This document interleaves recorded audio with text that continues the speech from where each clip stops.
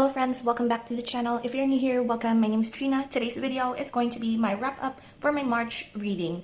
And all I can say is that March has been quite a rough month of me reading because I only was able to finish 10 books and I struggled a little bit when it comes to completing the 10 books. I usually want to get like in terms of 5 or 10, like for February and January, I did finish 15 books each. For March, I managed to complete 10 just so that my my book blanket is able to like look good, I guess, by the end of the month. But let's get right into it. I will talk about my struggles when it comes to reading this month as we proceed with the pages. So here we are with my March cover. I really love this, actually. I really enjoy this cover. It's everything farming and like cozy. However, I don't think that's the whole theme of what I read this month, but I will say that once we begin flipping through the pages, this is not in order. Like all of the books that I've read are not in order, so I'm going to talk about them as they come up in the pages. So let's skip the stats page and proceed with the very first book that we have read, or like at least in the notebook, because the first book that is here, A Psalm for the Wild-Built by Becky Chambers, is actually the very last book that I have read for the month of March. Now, I really enjoyed it though. I listened to it on audiobook and it is quite a beautiful book. I gave this 5-star. This was supposed to be one of those books that I wanted to read in my first 24-hour reading, staying up 24 hours to read, see how much I could read. And this is like one of those very short books that I know that are many people have said that it's super good, and it's about this place wherein I say that it has struck a balance between nature and humans. It is post-factory era is what they call it, so there's no more of these industrial establishments emitting carbon and like pollutants in the air, and basically the world is super lush and vibrant. And our main character, Sibling Dex, is a monk, and they wanted to like broaden their horizon, I guess, and wanted to become a tea monk. They left the monastery that they are currently in and traveled.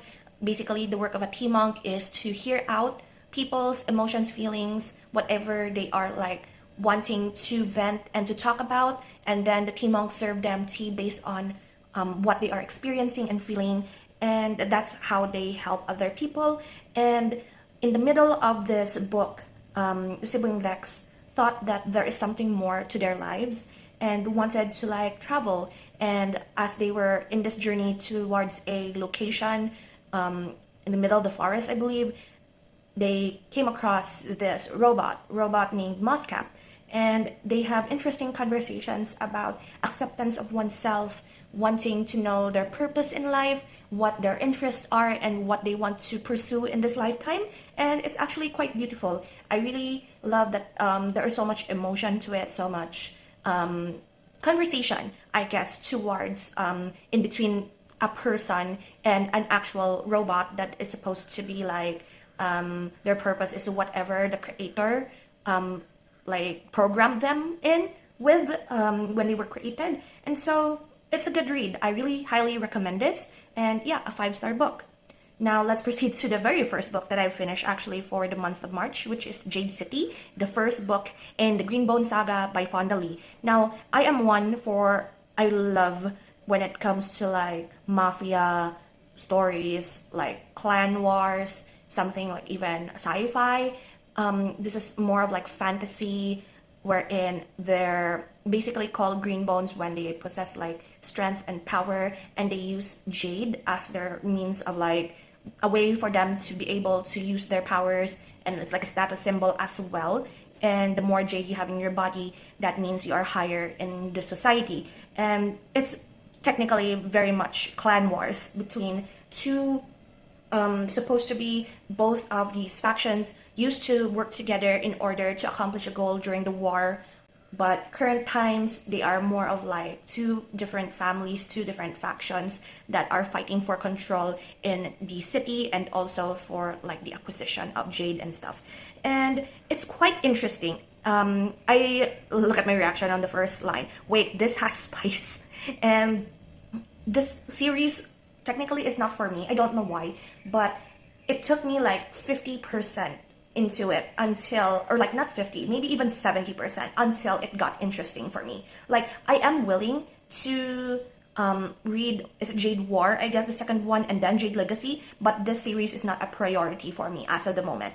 I still have a lot of series that I would like, am excited to read and continue from or with, and this one is not really one priority. I could go on and like maybe continue with Jade War maybe like near the end of the year if I don't have anything else that I'm excited for to read. But the first part was kind of boring. Of course, they're still world building, they're still trying to introduce you to the characters, their dynamics, their powers, and also their place in society and how their intelligence and histories, how they fit in with the whole story. And it's like, it's kind of boring. I did listen to this on audiobook, so I don't know if whether or not reading through it is better compared to listening to the audiobook. So I gave this one a 3-star. The next one that I've read is The Plotters by Eun-Soo Kim. This one is basically assassination or assassins, and their the plotters are basically the people who plan out how these certain targets on their list supposedly are going to pass or going to have this certain accident or part of a disaster or a hit. And our main character is a hitman who somehow they're part of the, what do you call this, their section or their group of hitmen are sort of like targeted because they are starting to question like the motivations of the plotters, who the plotters are, and whether or not it's like a lesser of two evils situation. Like the hitmen are starting to target their own plotters situation. It was good at first, like it was pretty interesting until such time that I guess it starts to taper off at the end. It's sort of like making you question whether or not our main character, even though very morally gray, is there still a chance for him to live a normal life, because all he ever knew of growing up is being a hitman. And yeah, it was quite interesting. Like the concept is interesting. I gave it a 3.5 stars. And I recommend it if you're in the mood to like read something kind of interesting and also like get into conversations between if somebody who did something bad can redeem themselves in the future. I guess that's the whole, what do you call this? That's the whole message of this book. At least that's what I think it is. Next one, I also listened to an audiobook, it's pretty short, Lord of the Flies by William Golding. This one, I wanted to read for quite some time now. And I did get the audiobook of it, and it was chaos. Now, I did not know what the premise of Lord of the Flies was until I read this book or listened to the audiobook of this. And it was quite interesting. Now, the very first book that I've ever read, like on my own, because I was required to have this for like a book review situation, and it was Hatchet by Gary Paulsen, and it is about a boy who was like in an accident, in a helicopter accident, and was isolated, stranded in this island, and he had to survive until he was rescued. And Lord of the Flies is something, some sort of like that, except there are a bunch of, I guess, British, I believe they were British, boys, and the dynamics, the society, the like, once like these kids, I don't recall what age they were, but they were all in school, and they got stranded in this island, and it ended up like they formed their own little society, and when rules got thrown off or like thrown out the window, chaos ensues. Like some of them wants to still be civilized, very much in the norm of society, and others just have bloodlust basically once they know that there is no laws governing them in this island. And some still believe that they are able to be rescued, and some don't believe that there is any hope left and they are supposed to rule this island because they believe no one's going to save them anymore. So it's quite interesting to know that when all laws are like omitted in a group of people, and they know that they won't be arrested or they won't be seen upon by society as wrong, everything is like chaos. So I gave it actually a 4-star, and it was interesting. Next one is Secret History by Donna Tartt. This one was recommended to me by my friend Abigail.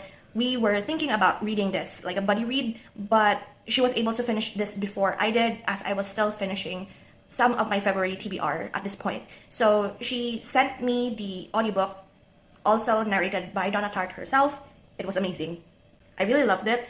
I really liked how dramatic it was. Now, I believe Secret History is pretty much dark academia, and if you have been with me for a bit, you know that dark academia is not for me. Babel has been one of those books that I really did not enjoy. So I was like skeptical of whether or not I would like Secret History or not. However, this one is more of like Greek myth, or was it Greek or Roman? I think it was Greek. And it's pretty much almost like Crime and Punishment for me. Of like, once they have done something wrong, it ate at them and it became crazy. And it's weird. Everything is weird, but it's also like a study of like human psychology as well, for like whether or not what their reactions were once they have done something wrong. And I really enjoyed it. I actually want to read this physically next time and annotate it. So my friend and I actually promised that on the next time, I'm actually saving up money for this because it's quite pricey if bought brand new. We were planning on purchasing a book together, The Secret History together, and then we're going to go to a cafe and start annotating. That's the plan, I guess. Or either that, or we're going to have like a sleepover and have this, like sort of like a very mild, hopefully, smut salon situation. Same with Bunny, and we're going to read this like a little book club, and it's going to be fun. I'm pretty excited for that plan, if ever it will happen. The next one is another classic, Perfume by Patrick Süskind, and this one, oh my god, this was a serial killer story in the perspective, it's not in the perspective necessarily of the serial killer, but telling the story of the serial killer. And they have the most, like, it's like a superpower at this point, I'm thinking about it, wherein they could smell something and they could register that smell in their brain and know immediately what that smell is. And the thing about this book is that the main character, the serial killer, is said to be a monster because he was born without a scent, and everybody was like, this kid is weird, this baby is weird. And to compensate for that, since he doesn't have a sense of smell, he's able to identify all the different smells, and somehow he wants to bottle up certain smells forever in his brain, and then he could get them back and smell them again. I guess, I don't know, but it's still weird, but also quite interesting. Like, it's a good read, but also very much TMI, of course, because it's a serial killer story. So yeah, 3.5 stars. It was quite interesting. It was quite crazy, especially at the near end. The next one is House in the Cerulean Sea by TJ Klune.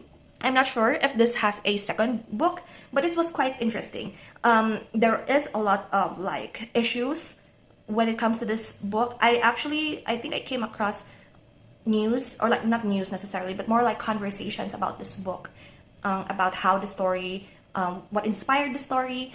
And if you have not known about that issue, I don't think that it's been talked about recently. Like, I came across it, but I'm not sure. I really need to look it up again. But if we review this like just as the story is without other knowledge of it, it's quite good. It's wholesome. I really love the main character, and it's very much found family, kind of cozy, but also kind of like thinking of giving children second chances. Like, they may not be perfect kids. They may not be like, there might be prejudices against them. However, it's a matter of whether or not you are willing to give them a second chance, willing to give them a second go in life. And my camera cut me off. So where was I? Maybe I think it's like found family, giving other, like, the kids chance to live a normal life, live a life wherein they are appreciated and loved as children, giving them the childhood that they deserve, I guess. And I now understand why this book is pretty much beloved. And then, is this the last one? I forgot. No, there's a lot. So the next book that I finished is The Shadow of What Was Lost by James Islington, the first in the Licanius trilogy, and I love this book so much. I gave it a 5 star. Not necessarily like a 6-star read, yet, unlike the Will of the Many by the same author. I really love that one. This one, there are parts wherein I'm like, huh, but then there are a lot of like lore story. I really enjoy when it comes to books that they take journal entries to explain past lores, histories, and people, and then also use visions for that same purpose. I actually like that in fantasy. So our story here is that our main character and his friends, basically there are three main characters here. We're following three kids, or like, what do you call them? We're following three gifted who possess powers, of course. They are able to use like energy that are stored in them in order to become stronger, faster, and they are deemed dangerous in society. And they are being controlled, and they have trials and such, and the kingdom basically hate them.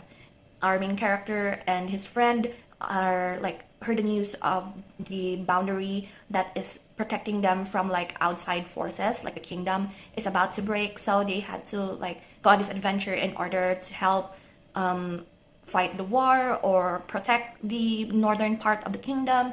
And disaster struck their school, and our main characters are trying to find which adult or which person they should trust, and it's a matter of like who is lying, who's not. Some ancient monster and ancient power is waking, and it's like a war that has been foretold, that they thought that it's not going to happen. However, it has been foreseen by the augurs, which are gifteds that are able to perceive the future in their dreams, basically. And it's interesting. I really love the concept, and I really want to continue with the book. However, it's just so chunky that I'm so intimidated by it. So maybe next month, or like the month after, maybe in the month of May, I will do another 10 book TBR and choose chunkier books, so that I won't be feeling too guilty that I read like only 10 books in a month, and like only have like little or very short books. So we're going to have like a month of like chunky books.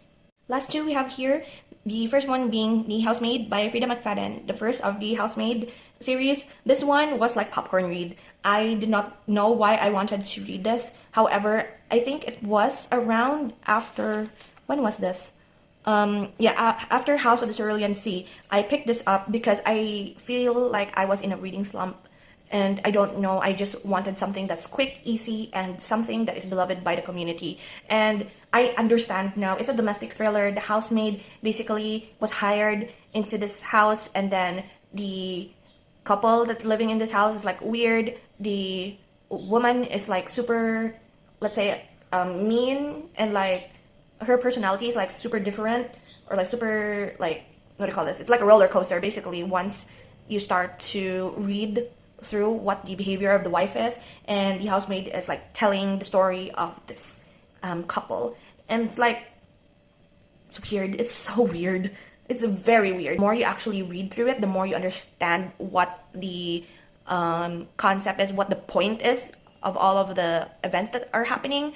And yeah, it's great. It's actually super great. So not necessarily like very wow when it comes to like storytelling. It's basically a domestic thriller. You're watching a train wreck happen in front of you sort of book. Very low brain cell, very like popcorn read, as I said. So I gave this a 4-star. I understand now why, because when I was reading this, I actually stayed up, like I started reading this at around 8 p.m. and I did not want to sleep. I did want to like continue reading it because it feels like gossip. When I read it, it's like gossip, basically. And I was like in with the tea, and I enjoyed it. So for what it's worth, it's great for that. It's great for like reading slumps and such. And the last book that we have here is Nettle and Bone by T. Kingfisher. This was one of like my Q1 TBR, and I enjoyed it. It's very much a fairy tale, not necessarily a fairy tale retelling, but it's like beyond the norms of like a traditional fairy tale, wherein in a traditional fairy tale it's like princesses and like Prince Charming, witches are bad, and like fairy world and such. But this one, our main character is the sister, and basically a princess as well, but not the conventional beautiful princess, but rather the sister of the beautiful princess that was married to a very cruel prince, and she wants to do everything to save her sister from the evil clutches of this prince, I guess. And so she went on an adventure in order to find the means in order to bring her sister back home and stop the abuse, I guess. Very interesting. There's also like a little bit of a love story in there that I really enjoyed. Our main character is in her 30s, and I realized that I really like that now, as I am also someone who's nearing her 30s. I really enjoy reading like fantasy and adult fantasy and adult contemporary fiction and such literary fiction of characters whose ages are in the range of 25 to 40. It's quite interesting to read those dynamics, and I guess that is like the end of my YA era for now, because I really enjoyed older main characters. So let's go to the front for our stats. Here, as you can see, the gimmick, I guess, for what I did for my TBR for the month of March was Scout. The Scout is the bird that is in the Fable app, wherein they pick out from your want to read list, and they picked out 6 books for this because I knew that it's going to be very busy. So I took out 6 books from that, and sadly, I DNF'd 3 of the 6 books that they have chosen for me. And the 3 books that I DNF'd is The Familiar by Leigh Bardugo. I don't know. I don't think that I'm in, like, I don't think it's for me, basically. I tried it 4 times and I just couldn't get to it. Or like, I just couldn't get to the mood of reading it. The second one is The Best Minds by Jonathan Rosen. That is a non-fiction book. I just couldn't get into it, and I couldn't really relate to the references that they were like putting into the book. I don't understand some of the words, the people, the moments. Like, I don't know this, so I don't really understand. And the last one is Funeral Songs for Dying Girls.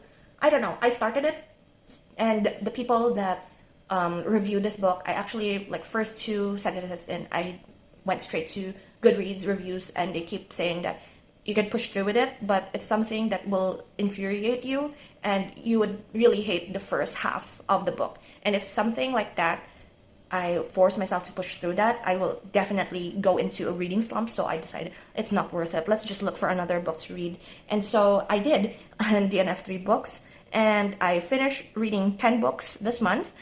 1,484 pages, 63 hours and 16 minutes of audio, and my 2 5 stars for the month is The Shadow of What Was Lost and A Psalm for the Wild Build. So let's proceed to the front here with my actual stats. Where's it?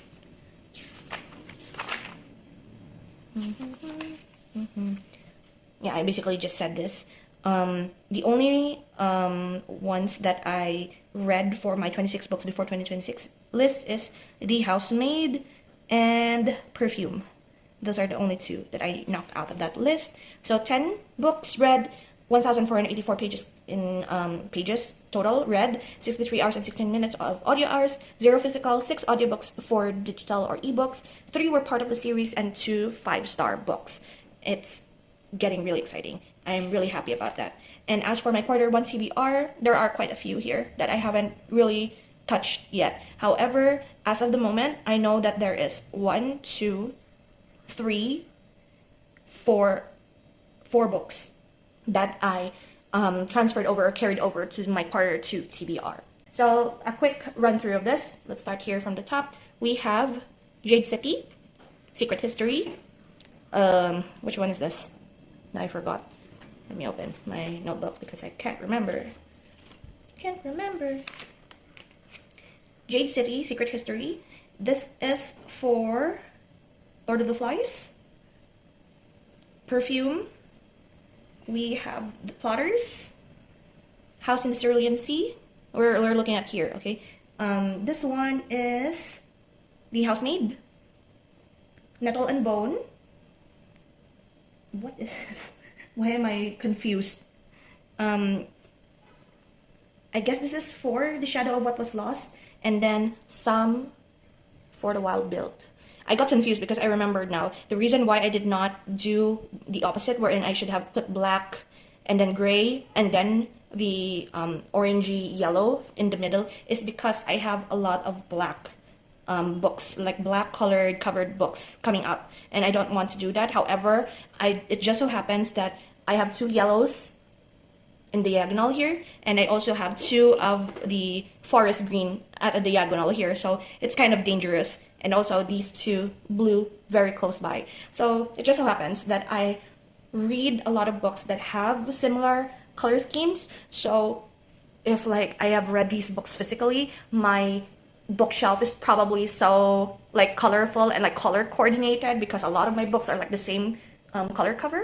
And so that is it, really. Thank you so much for hanging out with me today. I hope you enjoy, and I will see you in the next video. So until then, guys, take care and bye.